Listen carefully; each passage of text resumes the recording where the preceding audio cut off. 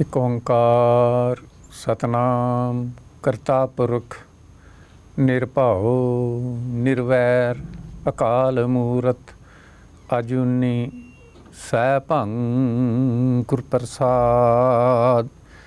ਗੌੜੀ ਗਵਾਰੇਰੀ ਮਹਿਲਾ ਪੰਜਵਾਂ ਚੌਪਦੇ ਇੱਕ ਓਂਕਾਰ ਸਤਿਗੁਰ ਪ੍ਰਸਾਦ। किन बिद कुशल होत मेरे भाई, क्यों पाइयै हर राम सहाई रहाओ। किन बिद कुशल होत मेरे भाई, क्यों पाइयै हर राम सहाई रहाओ। कुशल न ग्रह मेरी सब माया, ऊँचे मंदिर सुंदर छाया। झूठे लालच जन्म गवाया, हस्ती घोड़े देख बिगासा। लश्कर जोड़े नेब खवासा, गल जेवड़ी हाउ मैं कै फासा। राज कमावै दह दिस सारी, मान रंग भोग बहु नारी। ज्यों नरपत सुपनै पेखारी, एक कुशल मोको सतगुर बताया। हर जो किछ करे सो हर क्या भगतां पाया। जन नानक हऊ मैं मार समाया, इन बिद कुशल होत मेरे भाई। क्यों पाइयै हर राम सहाई, इन बिद कुशल होत मेरे भाई। क्यों पाइयै हर राम सहाई। वाहिगुरू जी का खालसा वाहिगुरू जी की फतेह। सत्कारयोग साध संगत जी, एक बाणी चैनल के माध्यम राही घरों में बैठे आप जी गुरबाणी की कथा सरवण करन जा रहे हो। ये जो शब्द असी विचार वास्ते लिया है, गौड़ी गवारेरी महला पंजवां दे सिरलेख हेठां चौपदे चार पद्यां दे विच पंचम पातशाह गुरु अर्जन देव जी का उच्चारण किया होया है। ते शब्द की शुरुआत मूल मंत्र तो की गई है। संखेप शब्दों विच मूल मंत्र एक ओंकार सतगुर प्रसाद मंगलाचरण वजों पातशाह ने पहला अंकित किया। तुसी मूल मंत्र के अर्थ कई बार सुन चुके होने ਅਤੇ ਤੁਹਾਨੂੰ ਇਸ ਦੇ अर्थ भी पता होने। एक ओंकार भाव अकाल पुरख एक है, उस जिहा और कोई नहीं। वही सर्वशक्तिमान है, सारी कायनात ਨੂੰ पैदा करने वाला है, रोजी रोटी देने वाला है, तो फिर मार सकन की समर्था रखने वाला है। तो ऐसा अकाल पुरख गुरु की कृपा नाल प्राप्त होता है। भाव जे उस अकाल पुरख का ज्ञान हासिल करना चाहिए, उसकी प्रसन्नता प्राप्त करना चाहिए, तो वह गुरु की कृपा नाल मिलता है। भाव सिख अते अकाल पुरख के दरम्यान इन्हां दे विचकार गुरु एक वसीला है, एक पुल का काम करता है।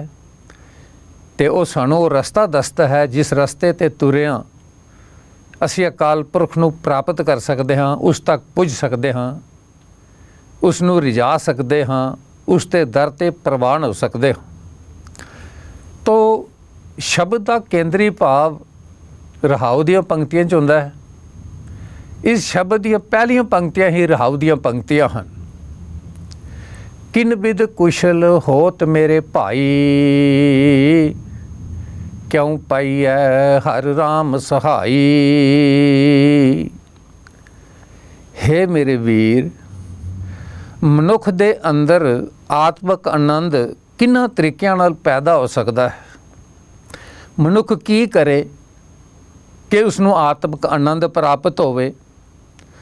ਸਦਾ ਸਹਾਇਕ ਤੇ ਮਿੱਤਰ ਪ੍ਰਭੂ ਕਿਵੇਂ ਮਿਲ ਸਕਦਾ ਹੈ, ਇਹ ਸਵਾਲ ਹੈ।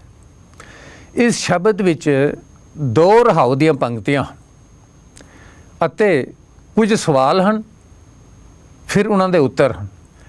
ਗੁਰਬਾਣੀ ਵਿੱਚ ਅਣਗਿਣਤ ਥਾਵਾਂ 'ਤੇ ਸਵਾਲ ਅਤੇ ਜਵਾਬ ਆਉਂਦੇ ਹਨ। ਜੇ ਅਸੀਂ ਸੁਚੇਤ ਹੋ ਕੇ ਪੜ੍ਹੀਏ, ਗੁਰਬਾਣੀ ਵਿਚਾਰੀਏ, ਅਰਥ ਭਾਵ ਸਮਝਣ ਦਾ ਯਤਨ ਕਰੀਏ, ਤਾਂ ਹੀ ਸਾਨੂੰ ਇਹਨਾਂ ਗੱਲਾਂ ਦਾ ਪਤਾ ਲੱਗ ਸਕਦਾ ਹੈ। ਜਿਵੇਂ ਜਪਜੀ ਸਾਹਿਬ ਵਿੱਚ ਵੀ ਸਵਾਲ ਜਵਾਬ ਹਨ। ਕਿਵ ਸਚਿਆਰਾਂ ਹੋਈ ਹੈ, ਕਿਵ ਕੂੜਾ ਟੁੱਟਾ ਪਾਲ। ਪਰ ਸਚਿਆਰ ਕਿਵੇਂ ਹੋ ਸਕੀਦਾ ਹੈ? ਸਾਡੇ ਤੇ ਅਕਾਲ ਪੁਰਖ ਦੇ ਦਰਮਿਆਨ ਜਿਹੜੀ ਕੂੜ ਦੀ ਕੰਧ ਖੜੀ ਹੈ, ਉਹ ਕਿਵੇਂ ਟੁੱਟ ਸਕਦੀ ਹੈ ਤਾਂ ਕਿ ਸਾਡਾ ਉਸ ਨਾਲ ਮਿਲਾਪ ਹੋ ਜਾਵੇ? ਤੇ ਇਸ ਦਾ ਉੱਤਰ ਹੈ ਹੁਕਮ ਰਜ਼ਾਈ ਚੱਲਣਾ, ਨਾਨਕ ਲਿਖਿਆ ਨਾਲ। ਇਹ ਸੱਚਾਈ ਸ਼ੁਰੂ ਤੋਂ ਤੁਰੀ ਆਉਂਦੀ ਹੈ ਕਿ ਕਿਸੇ ਨੂੰ ਰਿਝਾਉਣ ਵਾਸਤੇ ਉਸ 'ਤੇ ਹੁਕਮ ਅਨੁਸਾਰ ਚੱਲਣਾ ਲਾਜ਼ਮੀ ਹੈ, ਜ਼ਰੂਰੀ ਹੈ। ਕਿਸੇ ਦੀ ਗੱਲ ਮੰਨੋਗੇ, ਉਹ ਪ੍ਰਸੰਨ ਹੋ ਜਾਏਗਾ, ਉਹ ਆਪਣਾ ਹੋ ਜਾਏਗਾ, ਆਪਣਾ ਬਣਾ ਲਵੇਗਾ। ਇਸੇ ਤਰ੍ਹਾਂ ਇਹ ਪ੍ਰਸ਼ਨ ਹੈ, ਕਿਨ ਬਿਦ। ਬਿਦ ਦੇ ਅਰਥ ਹਨ ਤਰੀਕਾ, ਕਿੰਨਾ ਤਰੀਕਿਆਂ ਨਾਲ। ਕੁਸ਼ਲ ਹੋ ਤੇ ਮੇਰੇ ਭਾਈ, ਕੁਸ਼ਲ ਦੇ ਅਰਥ ਹਨ ਆਤਮਿਕ ਆਨੰਦ, ਆਤਮਿਕ ਖੁਸ਼ੀ, ਆਤਮਿਕ ਖੇੜਾ। ਉਂਝ ਖੁਸ਼ੀ 2 ਪ੍ਰਕਾਰ ਦੀ ਹੈ, ਆਨੰਦ 2 ਪ੍ਰਕਾਰ ਦਾ। ਇੱਕ ਹੈ ਸਰੀਰਕ ਆਨੰਦ, ਚੰਗਾ ਅਸੀਂ ਭੋਜਨ ਸਵਾਦਲਾ ਖਾਂਦੇ ਹਾਂ, ਸਾਨੂੰ ਆਨੰਦ ਆਉਂਦਾ, ਅਸੀਂ ਕਹਿੰਦੇ ਬੜਾ ਆਨੰਦ ਆ ਗਿਆ। ਚੰਗੇ ਕੱਪੜੇ ਪਹਿਨਦੇ ਹਾਂ ਅਸੀਂ, ਚੰਗੇ ਮਕਾਨਾਂ ਵਿੱਚ ਰਹਿੰਦੇ ਹਾਂ, ਅਸੀਂ ਸਮਝਦੇ ਹਾਂ ਅਸੀਂ ਖੁਸ਼ ਹਾਂ। ਨਾ, ਇਹ ਬਾਹਰੀ ਖੁਸ਼ੀ ਹੈ। ਸਹੀ ਖੁਸ਼ੀ, ਸਹੀ ਆਨੰਦ ਬਾਹਰਲਾ ਆਨੰਦ ਨਹੀਂ। ਸਹੀ ਆਨੰਦ ਉਹ ਹੈ ਜਿਸ ਨਾਲ ਸਾਡੀ ਆਤਮਾ ਆਨੰਦਿਤ ਹੋ ਜਾਵੇ, ਸਾਡਾ ਮਨ ਖੁਸ਼ ਹੋ ਜਾਵੇ, ਸਾਡੇ ਅੰਦਰ ਸਦੀਵੀ ਖੁਸ਼ੀ ਟਿਕ ਜਾਵੇ। ਮਨੁੱਖ ਜੋ ਯਤਨ ਅੱਜ ਕਰ ਰਿਹਾ ਹੈ, ਉਹ ਸਰੀਰ ਦੇ ਸੁੱਖਾਂ ਲਈ ਹੀ ਕਰ ਰਿਹਾ ਹੈ। ਚੰਗਾ ਭੋਜਨ ਸਰੀਰ ਦੀ ਲੋੜ, ਚੰਗਾ ਕੱਪੜਾ ਸਰੀਰ ਦੀ ਲੋੜ, ਦਵਾਈ ਦਾਰੂ ਸਰੀਰ ਦੀ ਲੋੜ, ਇਹ ਬਾਹਰੀ ਲੋੜਾਂ ਹਨ। ਪਰ ਜੇ ਸਹੀ ਆਤਮਿਕ ਆਨੰਦ ਮਨੁੱਖ ਪ੍ਰਾਪਤ ਕਰਨਾ ਚਾਹਵੇ ਤਾਂ ਉਸ ਨੂੰ ਆਤਮਿਕ ਆਨੰਦ ਦੇਣ ਵਾਲੇ ਨਾਲ ਜੁੜਨਾ ਪਏਗਾ। ਇਹ ਪ੍ਰਸ਼ਨ ਹੈ, ਕਿਨ ਬਿਦ ਕੁਸ਼ਲ ਹੋ ਤੇ ਮੇਰੇ ਭਾਈ, ਕੀ ਕੀਤਾ ਜਾਵੇ ਜਿਸ ਨਾਲ ਇਹ ਮੇਰੇ ਮਿੱਤਰ ਆਤਮਿਕ ਆਨੰਦ ਦੀ ਪ੍ਰਾਪਤੀ ਹੋ ਜਾਵੇ। ਕਿਉਂ ਪਾਈਐ ਹਰ ਰਾਮ ਸਹਾਈ, ਕੀ ਕੁਝ ਕੀਤਾ ਜਾਵੇ ਜਿਸ ਨਾਲ ਸਦਾ ਸਾਥ ਨਿਭਣ ਵਾਲਾ ਪ੍ਰਭੂ, ਸਾਥ ਦੇਣ ਵਾਲਾ ਪ੍ਰਭੂ, ਅੰਗ ਸੰਗ ਰਹਿਣ ਵਾਲਾ ਪ੍ਰਭੂ ਸਾਡੇ ਤੇ ਰੀਝ ਜਾਵੇ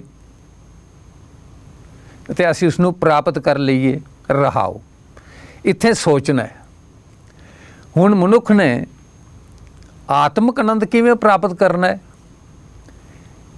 ਇਸ ਦੇ ਸੰਬੰਧ ਵਿੱਚ ਹੀ ਇਸ ਸ਼ਬਦ ਵਿੱਚ ਵਿਚਾਰ ਹੈ। ਤੇ ਇਹ ਵਿਚਾਰ ਹੈ ਵੀ ਮਨੁੱਖ ਆਨੰਦ ਦੀ ਪ੍ਰਾਪਤੀ ਵਾਸਤੇ ਕੀ ਕਰ ਰਿਹਾ ਹੈ। ਸਹੀ ਆਨੰਦ ਕੀ ਹੈ? ਆਨੰਦ ਆਨੰਦ ਸਭ ਕੋ ਕਹੈ, ਆਨੰਦ ਗੁਰੂ ਤੇ ਜਾਣਿਆ। ਆਨੰਦ ਦੀ ਤਾਂ ਗੱਲ ਸਾਰੇ ਕਰਦੇ ਹਨ, ਦੁਨਿਆਵੀ ਆਨੰਦ ਦੀ, ਪਰ ਵਾਸਤਵਿਕ ਆਤਮਿਕ ਆਨੰਦ ਪ੍ਰਾਪਤ ਕਿਵੇਂ ਹੁੰਦਾ ਭਾਈ? ਗੁਰੂ ਦੇ ਦੱਸੇ ਮਾਰਗ ਤੇ ਤੁਰਿਆ, ਗੁਰੂ ਨਾਲ ਸਾਂਝ ਪਾਇਆ। ਸਾਚੇ ਸਾਹਿਬਾ ਕਿਆ ਨਹੀਂ ਘਰ ਤੇਰਾ, ਘਰ ਤਾਂ ਤੇਰਾ ਸਭ ਕੁਛ ਹੈ, ਜਿਸ ਦੇਹ ਸੋ ਪਾਵੇ। ਜੇ ਆਨੰਦ ਹੀ ਮਨੁੱਖ ਚਾਹੁੰਦਾ ਹੈ ਤਾਂ ਫਿਰ ਸੱਚੇ ਸਾਹਿਬ ਕੋਲੋਂ ਮਿਲਦਾ। ਉਸ ਕੋਲ ਕੀ ਨਹੀਂ, ਉਸ ਕੋਲੋਂ ਹਰ ਚੀਜ਼ ਸਾਨੂੰ ਮਿਲਦੀ ਹੈ। ਅਸੀਂ ਕਹਿੰਦੇ ਆਨੰਦ ਪਿਆ ਮੇਰੀ ਮਾਏ, ਸਤਿਗੁਰੂ ਮੈਂ ਪਾਇਆ। ਕਿਉਂਕਿ ਸਤਿਗੁਰ ਹੈ ਹੀ ਆਨੰਦ ਦਾ ਨਾਂ। ਜਿਸ ਮਿਲਿਆ ਮਨ ਹੋਏ ਆਨੰਦ, ਸੋ ਸਤਿਗੁਰ ਕਹੀਐ। ਮਨ ਕੀ ਦੁਬਦਾ ਬਿਨਸ ਜਾਏ, ਹਰ ਪਰਮ ਪਦ ਲਹੀਐ। ਭਾਈ ਜਿਸ ਮਿਲਿਆ ਮਨ ਹੋਏ ਆਨੰਦ, ਗੱਲ ਗੁਰੂ ਦੀ ਹੈ ਕਿ ਜਿਸ ਗੁਰੂ ਨੂੰ ਮਿਲਣ ਨਾਲ ਆਤਮਿਕ ਆਨੰਦ ਪ੍ਰਾਪਤ ਹੁੰਦਾ ਹੈ, ਸੱਚਾ ਗੁਰੂ ਉਹੀ ਹੈ। ਹੁਣ ਇਹ ਗੱਲ ਕਿਉਂ ਪਾਤਸ਼ਾਹ ਨੇ ਇੱਥੇ ਆਖੀ, ਮਨੁੱਖ ਦਸੀਂ ਪਾਸੀਂ ਝਖਾਂ ਵੀ ਮਾਰਦਾ ਹੈ, ਤੁਰਦਾ ਹੈ, ਫਿਰਦਾ ਹੈ, ਫਲਾਣਾ ਸਿਆਣਾ ਹੈ, ਫਲਾਣਾ ਸਿਆਣਾ ਹੈ, ਉਸ ਕੋਲ ਜਾਓ। ਇਹ ਇਸ ਦੀ ਅਗਿਆਨਤਾ ਹੈ। ਪਾਤਸ਼ਾਹ ਨੇ ਸਪਸ਼ਟ ਫੈਸਲਾ ਕੀਤਾ ਹੈ, ਆਨੰਦ ਗੁਰੂ ਤੇ ਜਾਣਿਆ। ਤੇ ਗੁਰੂ ਦੇ ਲੱਛਣ ਕੀ ਹਨ, ਗੁਰੂ ਦੇ ਗੁਣ ਕੀ ਹਨ? ਜਿਸ ਮਿਲਿਆ ਮਨ ਹੋਏ ਆਨੰਦ, ਸੋ ਸਤਿਗੁਰੂ ਕਹੀਏ।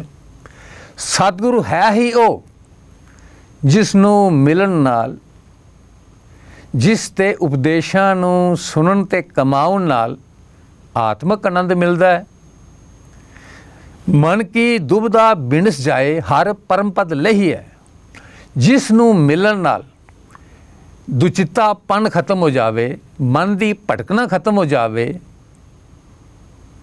ਤੇ ਆਤਮਕ ਆਨੰਦ ਦੀ ਪ੍ਰਾਪਤੀ ਹੋਵੇ, ਉੱਚੀ ਆਤਮਕ ਅਵਸਥਾ ਪ੍ਰਾਪਤ ਹੋਵੇ, ਗੁਰੂ ਉਹ ਹੈ। ਹਿੰਦੂ ਧਰਮ ਦੇ ਵਿੱਚ 4 ਯੁੱਗ ਆਮ ਮੰਨੇ ਗਏ ਹਨ ਤੇ ਅਸੀਂ ਅੱਜ ਕਲਯੁਗ ਵਿੱਚ ਰਹਿ ਰਹੇ ਹਾਂ। ਤੇ ਕਲਯੁਗ ਹੈ ਹੀ ਉਹ ਸਮਾਂ ਕਿ ਅਸੀਂ ਆਪਣੇ ਗੁਰੂ ਨਾਲ ਜੁੜ ਕੇ, ਗੁਰੂ ਦਾ ਗਿਆਨ ਪ੍ਰਾਪਤ ਕਰਕੇ, ਇੱਕ ਓਂਕਾਰ ਸਤਨਾਮ ਕਰਤਾ ਪੁਰਖ ਨਿਰਭਉ ਨਿਰਵੈਰ ਅਕਾਲ ਮੂਰਤ ਅਜੂਨੀ ਸੈਭੰ ਗੁਰ ਪ੍ਰਸਾਦ। ਗੌੜੀ ਗਵਾਰੇਰੀ ਮਹਿਲਾ ਪੰਜਵਾਂ ਚੌਪਦੇ ਇੱਕ ਓੰਕਾਰ ਸਤਿਗੁਰ ਪ੍ਰਸਾਦ। ਕਿਨ ਬਿਦ ਕੁਸ਼ਲ ਹੋਤ ਮੇਰੇ ਭਾਈ, ਕਿਉਂ ਪਾਈਐ ਹਰ ਰਾਮ ਸਹਾਈ। ਰਹਾਉ ਕਿਨ ਬਿਦ ਕੁਸ਼ਲ ਹੋਤ ਮੇਰੇ ਭਾਈ, ਕਿਉਂ ਪਾਈਐ ਹਰ ਰਾਮ ਸਹਾਈ। ਰਹਾਉ ਕੁਸ਼ਲ ਨ ਗ੍ਰਹਿ ਮੇਰੀ ਸਭ ਮਾਇਆ, ਊਚੇ ਮੰਦਰ ਸੁੰਦਰ ਛਾਇਆ। ਝੂਠੇ ਲਾਲਚ ਜਨਮ ਗਵਾਇਆ, ਹਸਤੀ ਘੋੜੇ ਦੇਖ ਵਿਗਾਸਾ। ਲਸ਼ਕਰ ਜੋੜੇ ਨੇਬ ਖਵਾਸਾ, ਗਲ ਜੇਵੜੀ ਹਉ ਮੈਂ ਕੈ ਫਾਸਾ। ਰਾਜ ਕਮਾਵੈ ਦਹਿ ਦਿਸ ਸਾਰੀ, ਮਾਨੈ ਰੰਗ ਭੋਗ ਬਹੁ ਨਾਰੀ।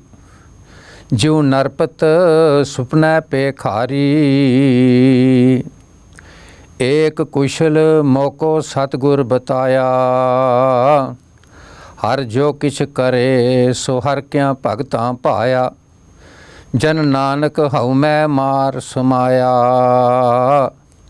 ਇਨ ਬਿਦ ਕੁਸ਼ਲ ਹੋਤ ਮੇਰੇ ਭਾਈ, ਇਉ ਪਾਈਐ ਹਰ ਰਾਮ ਸਹਾਈ। ਇਨ ਬਿਦ ਕੁਸ਼ਲ ਹੋਤ ਮੇਰੇ ਭਾਈ, ਇਉ ਪਾਈਐ ਹਰ ਰਾਮ ਸਹਾਈ। ਵਾਹਿਗੁਰੂ ਜੀ ਕਾ ਖਾਲਸਾ, ਵਾਹਿਗੁਰੂ ਜੀ ਕੀ ਫਤਿਹ। ਸਤਿਕਾਰਯੋਗ ਸਾਧ ਸੰਗਤ ਜੀ, ਇੱਕ ਬਾਣੀ ਚੈਨਲ ਦੇ ਮਾਧਿਅਮ ਰਾਹੀਂ ਘਰਾਂ ਵਿੱਚ ਬੈਠੇ ਆਪ ਜੀ ਗੁਰਬਾਣੀ ਦੀ ਕਥਾ ਸਰਵਣ ਕਰਨ ਜਾ ਰਹੇ ਹੋ। ਇਹ ਜੋ ਸ਼ਬਦ ਅਸੀਂ ਵਿਚਾਰ ਵਾਸਤੇ ਲਿਆ ਹੈ, ਗੋੜੀ ਗਵਾਰੇਰੀ ਮਹਿਲਾ ਪੰਜਵਾਂ ਦੇ ਸਿਰਲੇਖ ਹੇਠਾਂ ਚੌਪ ਦੇ 4 ਪਦਿਆਂ ਦੇ ਵਿੱਚ ਪੰਚਮ ਪਾਤਸ਼ਾਹ ਗੁਰੂ ਅਰਜਨ ਦੇਵ ਜੀ ਦਾ ਉਚਾਰਨ ਕੀਤਾ ਹੋਇਆ ਹੈ। ਤੇ ਸ਼ਬਦ ਦੀ ਸ਼ੁਰੂਆਤ ਮੂਲ ਮੰਤਰ ਤੋਂ ਕੀਤੀ ਗਈ ਹੈ। ਸੰਖੇਪ ਸ਼ਬਦਾਂ ਵਿੱਚ ਮੂਲ ਮੰਤਰ ਇੱਕ ਓੰਕਾਰ ਸਤਿਗੁਰ ਪ੍ਰਸਾਦ ਮੰਗਲਾਚਰਨ ਵਜੋਂ ਪਾਤਸ਼ਾਹ ਨੇ ਪਹਿਲਾਂ ਅੰਕਿਤ ਕੀਤਾ। ਤੁਸੀਂ ਮੂਲ ਮੰਤਰ ਦੇ ਅਰਥ ਕਈ ਵਾਰ ਸੁਣ ਚੁੱਕੇ ਹੋਣੇ ਅਤੇ ਤੁਹਾਨੂੰ ਇਸ ਦੇ ਅਰਥ ਵੀ ਪਤਾ ਹੋਣੇ। ਇੱਕ ਓੰਕਾਰ ਭਾਵ ਅਕਾਲ ਪੁਰਖ ਇੱਕ ਹੈ, ਉਸ ਜਿਹਾ ਹੋਰ ਕੋਈ ਨਹੀਂ।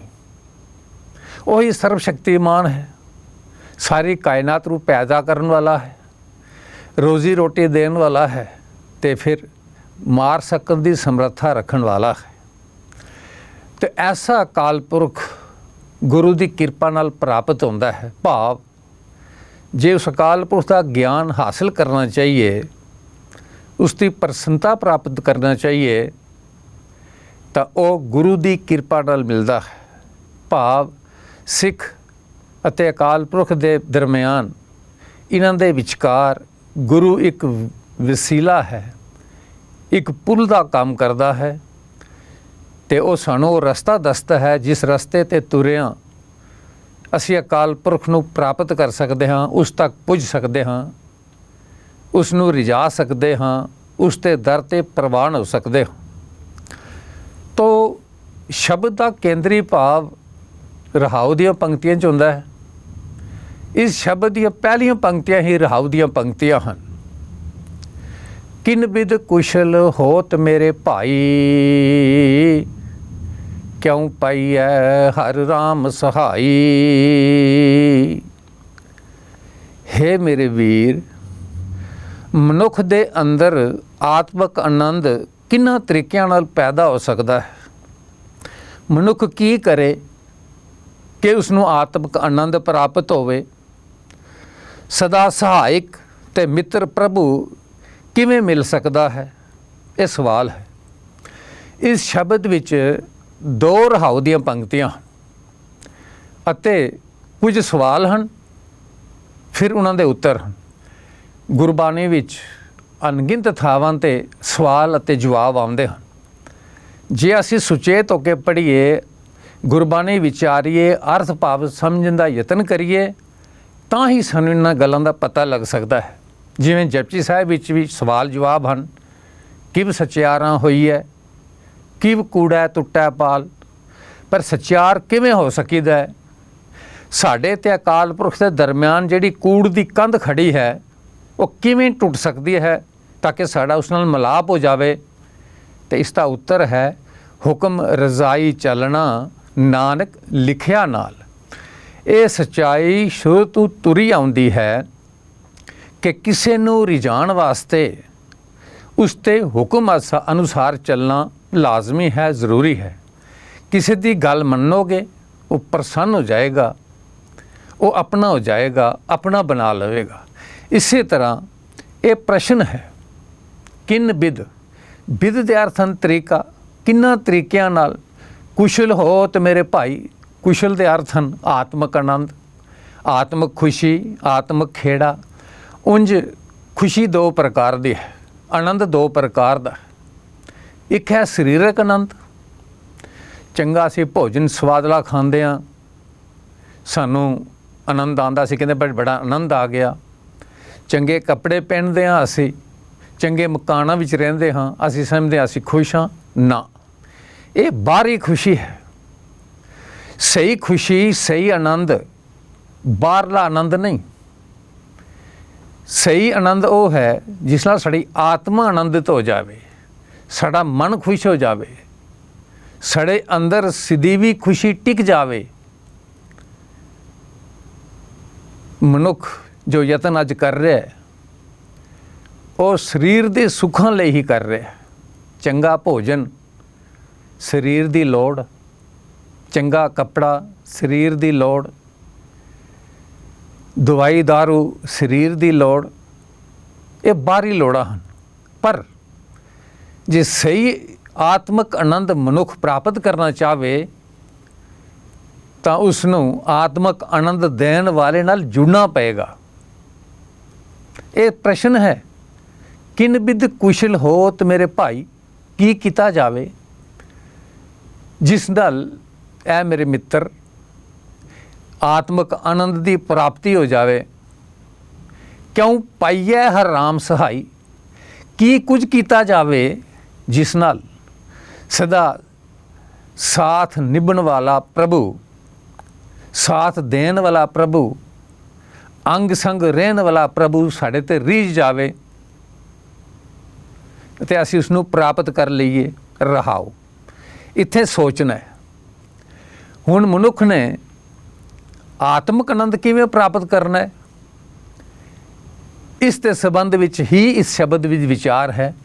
ਤੇ ਇਹ ਵਿਚਾਰ ਹੈ ਵੀ ਮਨੁੱਖ ਆਨੰਦ ਦੀ ਪ੍ਰਾਪਤੀ ਵਾਸਤੇ ਕੀ ਕਰ ਰਿਹਾ ਹੈ, ਸਹੀ ਆਨੰਦ ਕੀ ਹੈ। ਆਨੰਦ ਆਨੰਦ ਸਭ ਕੋ ਕਹੈ, ਆਨੰਦ ਗੁਰੂ ਤੇ ਜਾਣਿਆ। ਆਨੰਦ ਦੀ ਤਾਂ ਗੱਲ ਸਾਰੇ ਕਰਦੇ ਹਨ, ਦੁਨਿਆਵੀ ਆਨੰਦ ਦੀ, ਪਰ ਵਾਸਤਵਿਕ ਆਤਮਿਕ ਆਨੰਦ ਪ੍ਰਾਪਤ ਕਿਵੇਂ ਹੁੰਦਾ ਭਾਈ? ਗੁਰੂ ਦੇ ਦੱਸੇ ਮਾਰਗ ਤੇ ਤੁਰਿਆ, ਗੁਰੂ ਨਾਲ ਸਾਂਝ ਪਾਇਆ।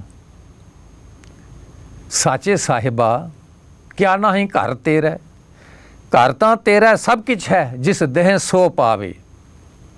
ਜੇ ਆਨੰਦ ਹੀ ਮਨੁੱਖ ਚਾਹੁੰਦਾ ਹੈ ਤਾਂ ਫਿਰ ਸੱਚੇ ਸਾਹਿਬ ਕੋਲੋਂ ਮਿਲਦਾ। ਉਸ ਕੋਲ ਕੀ ਨਹੀਂ, ਉਸ ਕੋਲੋਂ ਹਰ ਚੀਜ਼ ਸਾਨੂੰ ਮਿਲਦੀ ਹੈ। ਅਸੀਂ ਕਹਿੰਦੇ ਆਨੰਦ ਪਿਆ ਮੇਰੀ ਮਾਏ, ਸਤਿਗੁਰੂ ਮੈਂ ਪਾਇਆ। ਕਿਉਂਕਿ ਸਤਿਗੁਰੂ ਹੈ ਹੀ ਆਨੰਦ ਦਾ ਨਾਂ। ਜਿਸ ਮਿਲਿਆ ਮਨ ਹੋਏ ਆਨੰਦ, ਸੋ ਸਤਿਗੁਰ ਕਹੀਐ। ਮਨ ਕੀ ਦੁਬਦਾ ਬਿਨਸ ਜਾਏ, ਹਰ ਪਰਮ ਪਦ ਲਹੀਐ। ਭਾਈ ਜਿਸ ਮਿਲਿਆ ਮਨ ਹੋਏ ਆਨੰਦ, ਗੱਲ ਗੁਰੂ ਦੀ ਹੈ ਕਿ ਜਿਸ ਗੁਰੂ ਨੂੰ ਮਿਲਣ ਨਾਲ ਆਤਮਿਕ ਆਨੰਦ ਪ੍ਰਾਪਤ ਹੁੰਦਾ ਹੈ, ਸੱਚਾ ਗੁਰੂ ਉਹੀ ਹੈ। ਹੁਣ ਇਹ ਗੱਲ ਕਿਉਂ ਪਾਤਸ਼ਾਹ ਨੇ ਇੱਥੇ ਆਖੀ? ਮਨੁੱਖ ਦਸੀਂ ਪਾਸੀਂ ਝਖਾਂ ਵੀ ਮਾਰਦਾ ਹੈ, ਤੁਰਦਾ ਹੈ, ਫਿਰਦਾ ਹੈ, ਫਲਾਣਾ ਸਿਆਣਾ ਹੈ, ਫਲਾਣਾ ਸਿਆਣਾ ਹੈ, ਉਸ ਕੋਲ ਜਾਓ। ਇਹ ਇਸ ਦੀ ਅਗਿਆਨਤਾ ਹੈ। ਪਾਤਸ਼ਾਹ ਨੇ ਸਪਸ਼ਟ ਫੈਸਲਾ ਕੀਤਾ ਹੈ, ਆਨੰਦ ਗੁਰੂ ਤੇ ਜਾਣਿਆ। ਤੇ ਗੁਰੂ ਦੇ ਲੱਛਣ ਕੀ ਹਨ, ਗੁਰੂ ਦੇ ਗੁਣ ਕੀ ਹਨ? ਜਿਸ ਮਿਲਿਆ ਮਨ ਹੋਏ ਆਨੰਦ, ਸੋ ਸਤਿਗੁਰੂ ਕਹੀਐ। ਸਤਿਗੁਰੂ ਹੈ ਹੀ ਉਹ ਜਿਸ ਨੂੰ ਮਿਲਣ ਨਾਲ, ਜਿਸ ਦੇ ਉਪਦੇਸ਼ਾਂ ਨੂੰ ਸੁਣਨ ਤੇ ਕਮਾਉਣ ਨਾਲ ਆਤਮਿਕ ਆਨੰਦ ਮਿਲਦਾ ਹੈ। ਮਨ ਕੀ ਦੁਬਦਾ ਬਿਨਸ ਜਾਏ, ਹਰ ਪਰਮ ਪਦ ਲਹੀਐ। ਜਿਸ ਨੂੰ ਮਿਲਣ ਨਾਲ ਦੁਚਿੱਤਾਪਣ ਖਤਮ ਹੋ ਜਾਵੇ, ਮਨ ਦੀ ਭਟਕਣਾ ਖਤਮ ਹੋ ਜਾਵੇ ਤੇ ਆਤਮਿਕ ਆਨੰਦ ਦੀ ਪ੍ਰਾਪਤੀ ਹੋਵੇ, ਉੱਚੀ ਆਤਮਿਕ ਅਵਸਥਾ ਪ੍ਰਾਪਤ ਹੋਵੇ, ਗੁਰੂ ਉਹ ਹੈ। ਹਿੰਦੂ ਧਰਮ ਦੇ ਵਿੱਚ 4 ਯੁੱਗ ਆਮ ਮੰਨੇ ਗਏ ਹਨ ਤੇ ਅਸੀਂ ਅੱਜ ਕਲਯੁਗ ਵਿੱਚ ਰਹਿ ਰਹੇ ਹਾਂ। ਤੇ ਕਲਯੁਗ ਹੈ ਹੀ ਉਹ ਸਮਾਂ ਕਿ ਅਸੀਂ ਆਪਣੇ ਗੁਰੂ ਨਾਲ ਜੁੜ ਕੇ, ਗੁਰੂ ਦਾ ਗਿਆਨ ਪ੍ਰਾਪਤ ਕਰਕੇ, ਆਤਮਿਕ ਆਨੰਦ ਪ੍ਰਾਪਤ ਕਰਕੇ ਉਸ ਆਨੰਦ ਵਿੱਚ ਜੀਵੀਏ। ਪਰ ਹੁਣ ਇਸ ਸ਼ਬਦ ਵਿੱਚ ਪਾਤਸ਼ਾਹ ਨੇ ਵਿਸਥਾਰ ਵੀ ਦੱਸਿਆ ਕਿ ਮਨੁੱਖ ਕੀ ਕਰਦਾ ਹੈ, ਆਤਮਿਕ ਆਨੰਦ ਕਿਵੇਂ ਭਾਲਦਾ ਹੈ ਤੇ ਸਮਝਦਾ ਹੈ ਕਿ ਮੈਨੂੰ ਇਹਨਾਂ ਚੀਜ਼ਾਂ 'ਚੋਂ ਆਤਮਿਕ ਆਨੰਦ ਮਿਲੇਗਾ ਨਹੀਂ। ਅੰਗਰੇਜ਼ੀ 'ਚ ਕਿਸੇ ਵਿਦਵਾਨ ਨੇ ਬੜਾ ਸੁੰਦਰ ਲਿਖਿਆ ਹੈ, too much of wealth and landed property is not a source of happiness but it is a source of unhappiness. ਜਿਸ ਕੋਲ ਜ਼ਿਆਦਾ ਮਾਇਆ ਅੱਜ, ਉਸ ਨੂੰ ਚਿੰਤਾ ਸਤਾਉਂਦੀ ਹੈ ਕਿਤੇ ਕੋਈ ਚੋਰ ਲੁੱਟ ਕੇ ਨਾ ਲੈ ਜਾਏ, ਚੋਰੀ ਕਰਕੇ ਨਾ ਲੈ ਜਾਏ। ਜ਼ਿਆਦਾ ਮਾਇਆ ਹੋਣ ਕਰਕੇ ਕਈ ਵਾਰੀ ਲੋਕਾਂ ਦੇ ਕਤਲ ਹੋ ਜਾਂਦੇ ਹਨ। ਡਾਕੂ ਜਦੋਂ ਪੈਂਦੇ ਹਨ, ਘਰਦਿਆਂ ਨੂੰ ਮਾਰ ਕੇ ਸਾਰਾ ਧਨ ਲੁੱਟ ਲੈਂਦੇ ਹਨ। ਇਹ ਸੁੱਖਾਂ ਦੇ ਸਾਧਨ ਨਹੀਂ। ਇਸ ਲਈ ਪਾਤਸ਼ਾਹ ਕਹਿੰਦੇ ਹਨ, ਗੱਲ ਜੇਵੜੀ ਹਉਮੈ ਕੈ ਫਾਸਾ। ਫਿਰ ਜਦੋਂ ਇਸ ਕੋਲ ਬੜੇ ਸੁੰਦਰ ਮਕਾਨ ਹਨ, ਬੜੇ ਬਾਗ ਹਨ, ਹਾਥੀ ਘੋੜੇ ਸਵਾਰੀ ਲਈ ਦਰਵਾਜ਼ਿਆਂ 'ਤੇ ਬੱਧੇ ਹੋਏ ਹਨ, ਤੇ ਇਹਨਾਂ ਦਾ ਹੰਕਾਰ ਵੀ ਕਰਦਾ ਹੈ। ਤੇ ਧਰਮ ਦੇ ਰਸਤੇ ਵਿੱਚ ਹੰਕਾਰ, ਹਉਮੈ ਇੱਕ ਰੁਕਾਵਟ ਹੈ। ਹਉਮੈ ਦੀਰਘ ਰੋਗ ਹੈ। ਗੁਰਬਾਣੀ ਆਖਦੀ ਹੈ ਨਾ ਭਾਈ, ਸਭ ਤੋਂ ਵੱਡਾ ਰੋਗ ਕੋਈ ਮਨੁੱਖ ਨੂੰ ਲੱਗਾ ਹੋਇਆ ਤੇ ਹਉਮੈ ਹੈ। ਵਗਦੇ ਦਰਿਆ ਨਿਵਾਨ ਵਾਲੇ ਪਾਸੇ ਜਾਂਦੇ ਹਨ ਤੇ ਆਖਰਕਾਰ ਜਾ ਕੇ ਸਮੁੰਦਰ ਦਾ ਹਿੱਸਾ ਬਣ ਜਾਂਦੇ ਹਨ। ਫਿਰ ਉਹ ਦਰਿਆ ਨਹੀਂ ਰਹਿੰਦੇ, ਉਹ ਸਮੁੰਦਰ ਹੋ ਜਾਂਦੇ ਹਨ। ਇਸੇ ਤਰ੍ਹਾਂ ਮਨੁੱਖ, ਕਬੀਰ ਜੀ ਕਹਿੰਦੇ ਨੇ, ਰਾਮ ਕਬੀਰਾ ਏਕ ਭਏ ਹੈ, ਕੋਈ ਨਾ ਸਕੈ ਪਛਾਣੀ। ਯਾਨੀ ਕਬੀਰ ਜੀ ਨੇ ਜੀਵਨ ਪਰ ਹਰ ਇੱਕ ਸਵਾਸ ਵਿੱਚ ਉਸ ਮਾਲਕ ਦੀ ਆਰਾਧਨਾ ਕੀਤੀ, ਉਸ ਦਾ ਨਾਮ ਜਪਿਆ, ਉਸ ਤੇ ਭੈ ਵਿੱਚ ਜੀਵਨ ਬਤੀਤ ਕੀਤਾ। ਤੇ ਇੱਕ ਸਮਾਂ ਆ ਗਿਆ ਕਿ ਫਿਰ ਉਹ ਅਕਾਲ ਪੁਰਖ ਵਿੱਚ ਹੀ ਲੀਨ ਹੋ ਗਏ। ਜਿਵੇਂ ਲੱਖਾਂ ਦਰਿਆ ਜਦੋਂ ਸਮੁੰਦਰ ਵੀ ਡਿੱਗਦੇ ਹਨ, ਨਦੀਆਂ ਸਮੁੰਦਰ ਵੀ ਡਿੱਗਦੀਆਂ ਹਨ, ਸਮੁੰਦਰ ਦਾ ਰੂਪ ਹੋ ਜਾਂਦੀਆਂ ਹਨ। ਕਬੀਰ ਜੀ ਵੀ ਇਹ ਗੱਲ ਹਨ। ਇਸ ਲਈ ਪਾਤਸ਼ਾਹ ਕਹਿੰਦੇ ਹਨ ਕਿ ਭਾਈ इन्हां चीज़ों का जे हंकार करदा तो फिर की है, गल जेवड़ी हौमै कै फासा, तेरे गल दे विच फिर हौमै दियां फाइयां पैंदियां हन, फिर जमन दियां फाइयां तैनूं पैंदियां, क्योंकि तू हौमै हंकार भी जीवन बतीत करदा रहे, तेरे च निमरता नहीं रही, नीवापन नहीं रहा, मिठास नहीं रही, चंगे गुण नहीं रहे।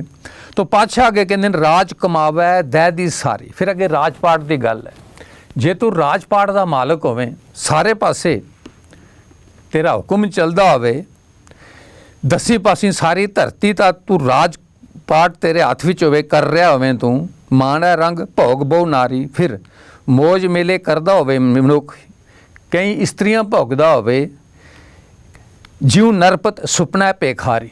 ये चीज़ां इस तरह ही हैं, जिस तरह कोई राजा रात ਨੂੰ सोवे सुपना देखे तो सुपने ही देखता है कि वह भिखारी होंदा है, पर जदों सुपना टुटदा है तो वह अवस्था पहलां वाली ही होंदी है, वह भिखारी नहीं होंदा।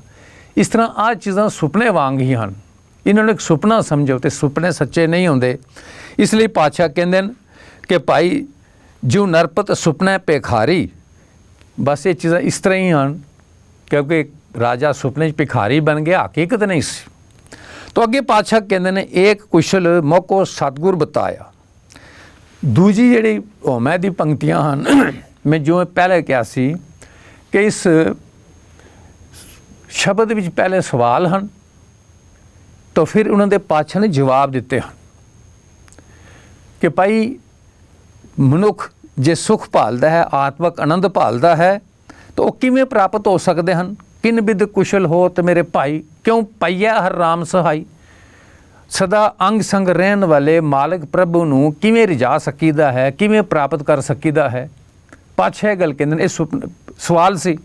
तो फिर अगे कहंदे ने भाई मनुख की करदा है, बड़े बड़े महल माड़ियां बनाउंदा है, सायादार दरख्त नाल लगांदा है, बागां दा मालक हुंदा है, ये समझदा मैनूं एक चीज़ां खुशी देणगियां। पातशाह कहंदे ने ऐसी नहीं गल पाई। फिर कहते हैं भाई ये झूठियां चीज़ां हैं, हस्ती घोड़े देख विगासा, हाथी घोड़े सवारी वास्ते दर तेरे ते बन्ने हुए तू देख के बड़ा खुश होंदा है। आए आत्मक आनंद देने वाली चीज़ां नहीं भाई।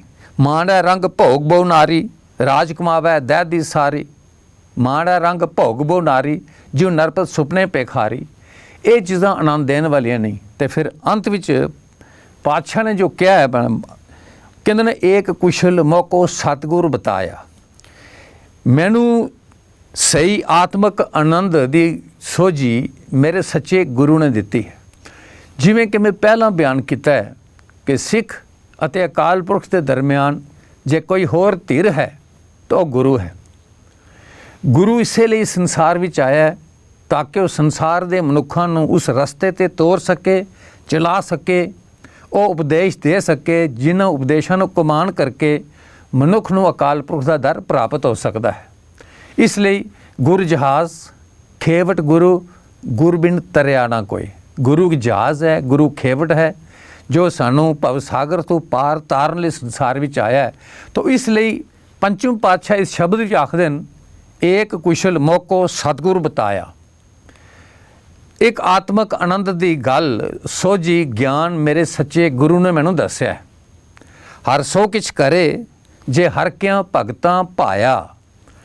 यानी हरि दे भगत जो चंगी गल लोचते हैं, अकाल पुरख उन्हां ते उस तरह की मेहर करता है, वो कुछ करता है जो भगतां नूं प्रवान होंदा। यानी भगत उस मालक दे दसे रस्ते ते तुरदे हैं, इसलिए मालक दियां बख्शिशां रहमतां सारियां उस ते भगतां ते आउंदियां हन।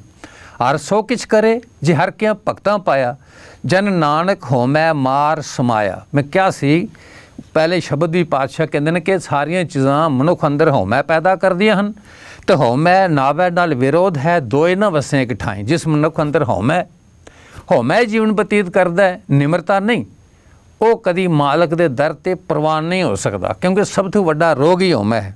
तो पंचम पातशाह कहते हैं कि भाई मैं हौमै नूं मार मुका दिता है, मैं अपने अंदर निमरता भाव लिया है, गुरु के उपदेशों नूं हिरदे च मैं टिका दिता है। जन नानक हौमै मार समाया, मैं हौमै नूं मार के परां कर दिता, दूर कर दिता, अपने अंदर निमरता वाला सुभाव टिका दिता। तो फिर कहते हैं इंद बिद कुशल होत मेरे भाई, इउं पईया हर राम सहाई। ऐ मेरे वीर, जे तू आत्मक आनंद चाहुंदा है तो फिर हौमै नूं मार के ਨਿਮਰਤਾ ਸੁਭਾਵ ਧਾਰਨ ਕਰਕੇ, ਭਲੇ ਪੁਰਸ਼ਾਂ ਦੀ ਸੰਗਤ ਕਰਕੇ, ਗੁਰੂ ਦਾ ਹੁਕਮ ਮੰਨ ਕੇ ਉਸ ਤੇ ਤੁਰ ਕੇ ਹੀ ਅਸੀਂ ਆਤਮਿਕ ਆਨੰਦ ਪ੍ਰਾਪਤ ਕਰ ਸਕਦੇ ਹਾਂ। ਇਸ ਲਈ ਪਾਤਸ਼ਾਹ ਕਹਿੰਦੇ ਹਨ, ਇਨ ਬਿਦ ਕੁਸ਼ਲ ਹੋਤ ਮੇਰੇ ਭਾਈ, ਇਸ ਤਰ੍ਹਾਂ ਹੈ ਮੇਰੇ ਭਾਈ ਤੈਨੂੰ ਆਤਮਿਕ ਆਨੰਦ ਮਿਲੇਗਾ। ਇਉਂ ਪਾਈਐ ਹਰ ਰਾਮ ਸਹਾਈ, ਇਸੇ ਤਰ੍ਹਾਂ ਨਾਲ ਉਹ ਅਕਾਲ ਪੁਰਖ ਮਾਲਕ ਪ੍ਰਾਪਤ ਹੋ ਸਕਦਾ ਹੈ। ਤੋ ਆਓ ਸਮੇਂ ਦੀ ਸਮਾਪਤੀ ਹੈ, ਅੰਤ ਵੀ ਫਤਿਹ ਜਾਈਏ ਜੀ। ਵਾਹਿਗੁਰੂ ਜੀ ਕਾ ਖਾਲਸਾ, ਵਾਹਿਗੁਰੂ ਜੀ ਕੀ ਫਤਿਹ।